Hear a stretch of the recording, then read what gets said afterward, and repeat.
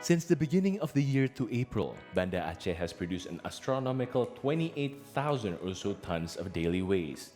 More than 4,500 tons of those are plastics. One man, Zainuddin, devotes some of his spare time every day to collect plastic waste from the city all the way to the shores out of environmental concerns. It all started when the pandemic first struck in 2020, which forced Zainuddin to look for ways to supplement his income as a teacher. Through social media, he learned to create furnitures from plastic bottles, and thus he started collecting them. After cleaning the bottles, Zainuddin would put them together into circles using duct tapes. Once they are strong enough, he then applied the cushion and the covering. Zainuddin dubbed the finished product Sobotik, short for Sofa Botol Bekas Plastik.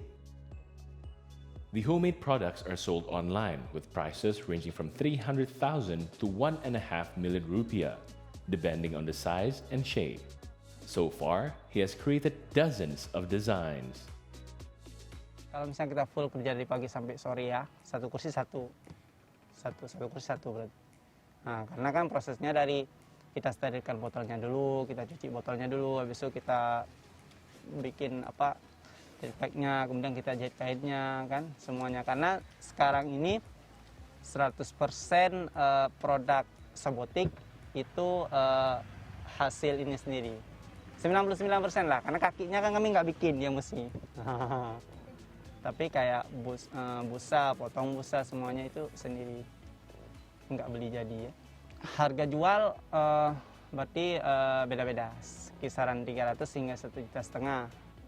Sejauh ini belum, tetapi untuk pengembangan produk kami akan juga coba nanti bentuknya jangan bulat-bulat aja gitu kan.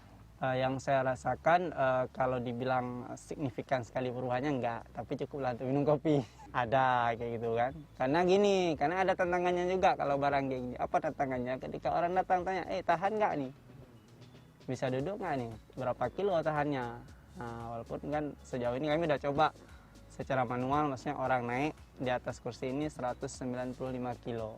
Dari segi bisnis saya belajar bahwa kayaknya tugas kita kalau mau bisnis itu ya udah buat aja, kemudian perbaiki kualitasnya, insya Allah yang belinya datang sendiri. Terus yang kedua, masalah lingkungan, saya ingin mengajak kita menciptakan satu produk yang produk itu bukan hanya sebatas sebatas contoh. Maksudnya, saya bisa buat celengan loh dari botol, tapi celengan itu nggak bisa kita jadikan tempat kita berpenghasilan.